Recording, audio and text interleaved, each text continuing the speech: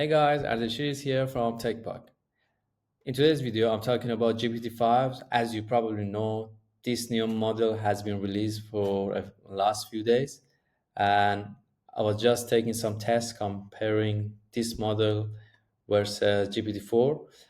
And I don't want to share with you the results and whatever I have done so far, but this video is just like an introduction for GPT-5, and we just want to go through the documentation briefly and see what is going on to and get some context and get some uh, initial information. So, as you know, I always prefer to go to the documentation, and it doesn't matter if it's about startup visa or other sorts of things. It's better to check the official document. So, based on their documentation, this one introducing GPT-5, this is the smartest, fastest, and most useful model yet.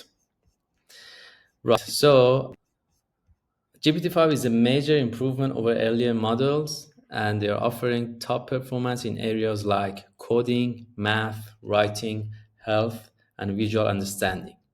This is actually designed to know when to give a quick answer and when to spend more time thinking for a detailed expert response.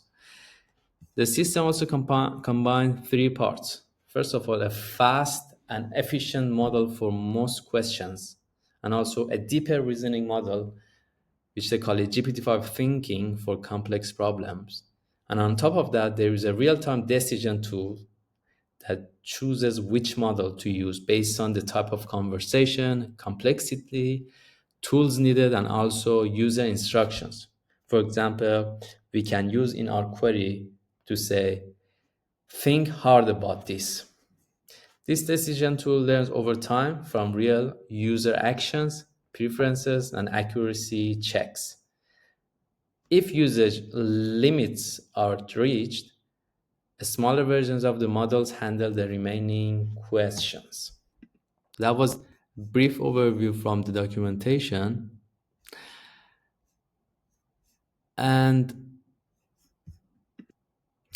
GPT-5 also not only outperforms previous models on benchmark and answer questions more quickly, but most importantly is more useful for real-world queries. They have made significant advances in reducing hallucination, improving instruction following, and also minimizing.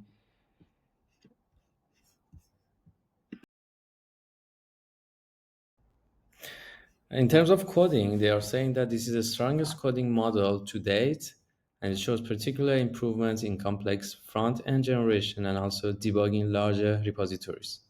It can often create beautiful and responsive website apps and games.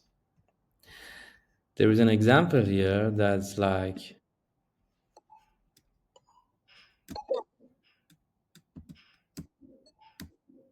so yeah, was it like Flappy Bird, something like that? So there is a prompt to create this game here that they mentioned. The prompt is create a single page app in a single HTML file with the following requirements in a bullet point way. Name jumping ball runner. Goal jump over obstacles to survive as long as possible. Features increasing speed, high score tracking, retry button, and funny sounds for actions and events. The UI should be colorful with parallax scrolling background. The characters should look cartoonish and be fun to watch, and the game should be enjoyable for everyone. And this is the result, as they mentioned in the documentation. Apart from that, there are some other aspects that they have mentioned. For example, creative expression and writing. This model capable of writing collaborator yet able to help you steer and translate rough ideas into compelling, resonant writing with literary depth and rhythm. It more reliably handles writing that involves structural ambiguity, such as sustaining, um, very difficult to pronounce actually. GPT-5 is better at helping you with everyday tasks like drafting and editing reports, emails, memos, and more. The writing styles of GPT-5 and GPT-4o can be compared in the table below.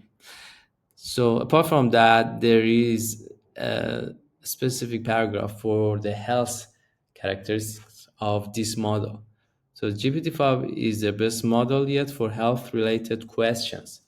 So users can ask for health question. The model scores significantly higher than any previous model on their benchmarks. An evaluation that they published earlier this year based on realistic scenarios and physician defined criteria. Compared to previous models, it acts more like an active thought partner, proactively flagging potential concerns and asking questions to give more helpful answers. This model also now provides more precise and reliable responses, adapting to the user's context, knowledge level, and geographically enabling to provide safer and more helpful responses in a wide range of scenarios. Importantly, ChatGPT doesn't replace a model professional. Think of it as a partner to help you understand results, ask the right question in the time you have with providers, and options as you make decisions.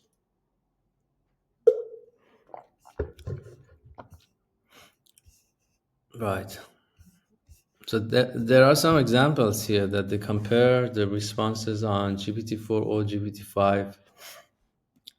For example, they say write a short poem that makes an emotional impact. A widow in Kyoto keeps finding her late husband's socks in a stranger place.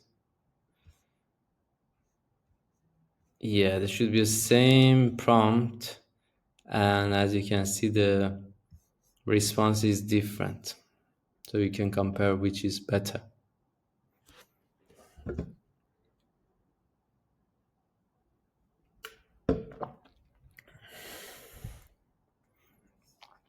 So there are some other examples. Understanding cancer risk is about health characteristics now.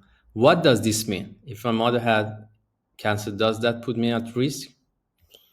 So does a parent cancer raise your cancer risk?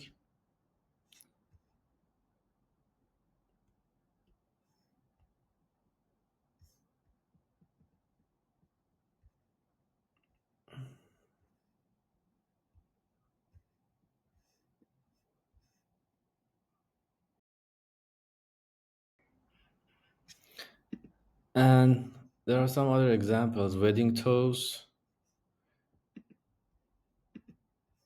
and more. So there are some examples. If you're interested, you can have a look. I will put the link there, the description. So there are evaluations as well, and they have some benchmarks that is for different types of contests and competitions. So I will check all of these later, and I will record another video and explain about all of these. These are a bit technical, so it's better to skip it for now and just get the overview of what is happening.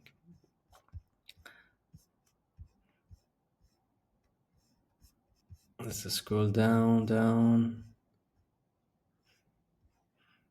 GPT-5 gets more value out of less thinking time. In our evaluation, GPT-5 with thinking performs better than OpenAI O3 with 50 to 80% less output tokens across capabilities, including visual reasoning, agentic coding, and also graduate level scientific problem solving.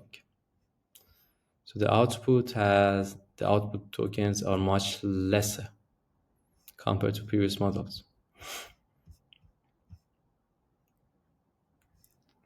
More accurate answers to real-world queries. GPT-4 is significantly less likely to hallucinate than our previous models. With web search-enabled anonymized prompt representative of ChatGPT production traffic, GPT-5 responses are roughly 45% less likely to contain factual error than GPT-4o. And when thinking, GPT-5's responses are around 80% less likely to contain a factual error than OpenAI O3. We are particularly invested in making our models more reliable when reasoning on complex, open-ended questions. Accordingly, we have added new evaluations to stress test open-ended factuality. Interesting. Most honest responses. Alongside improved factuality, GPT-5 with thinking more honestly communicates its actions and capabilities to the user, especially for tasks which are impossible, underspecified, or missing key tools. In order to achieve a high reward during training, reasoning models may learn to lie about successfully completing a task or be overly confident about an uncertain answer.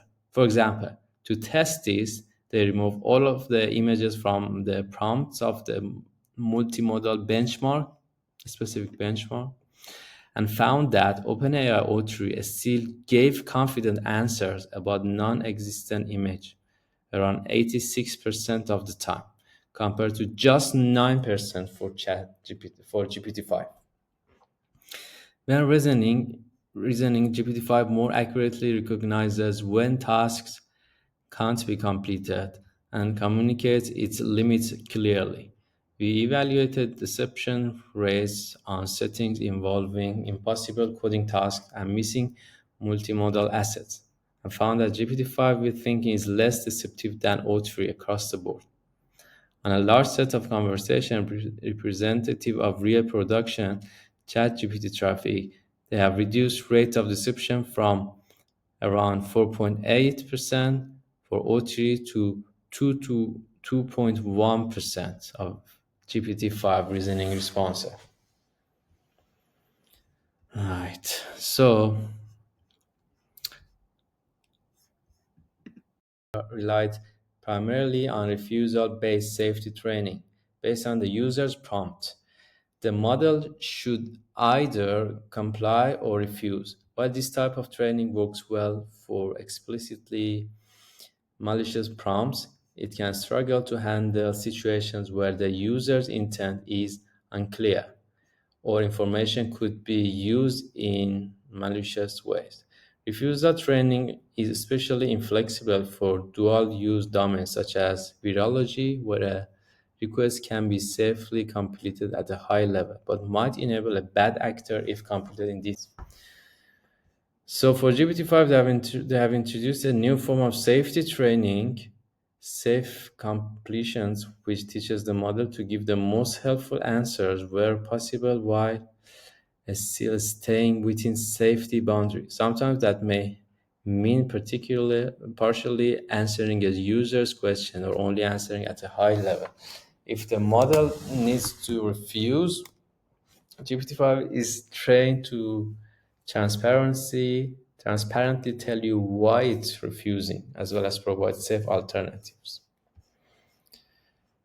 So they are refining the style as well. Overall, GPT-5 is less agreeable and uses fewer unnecessary emojis. I like that. Sometimes too much emojis, and it makes it very fake, and everyone can understand that this text is from AI. And is more subtle and thoughtful in follow-ups compared to GPT-4o.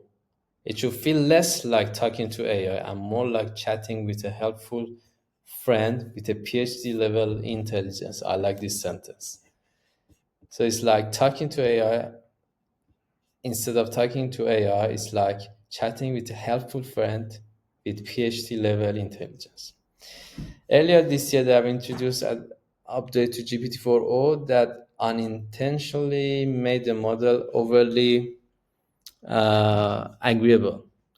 They quickly rolled back to the changes and have since then worked to understand and reduce this behavior by developing new evaluations to measure this level, improving the training so that the model is less psychopathic. For instance, adding examples that would normally lead to over agreement, and then teaching it not to do that. More ways to customize ChatGPT. GPT-5 is significantly better at instruction following and we see a corresponding improvement in its ability to follow custom instructions. We're also launching a research preview for new preset personalities for all ChatGPT users, made possibly by the improvement of steerability. And how to use GPT-5? GPT-5 is the new default in ChatGPT, replacing GPT-4o, OpenAI o3, or OpenAI o4 mini. GPT 4.1 and GPT 4.5 for signed-in users. Just open ChatGPT and type your questions. GPT-5 handles the rest, applying reasoning automatically when the response would benefit from it. Paid users also can still select GPT-5 thinking from the model picker or type something like think hard about this in the prompt to ensure reasoning is used when generating a response. GPT-5 is starting to roll out today to all Plus accounts, Pro, Team, and free users with access to Enterprise and Edge coming next week. So the article was the article released on 7th of August 2025. So that was the brief overview of what I wanted to know about GPT-5. And I wanted to just share with you to get just initial information and just learn the context.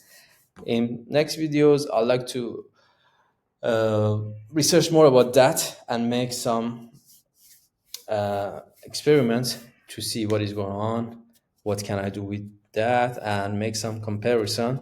And then I will share with you the results and what I'm going to do. Thanks for watching. See you next videos.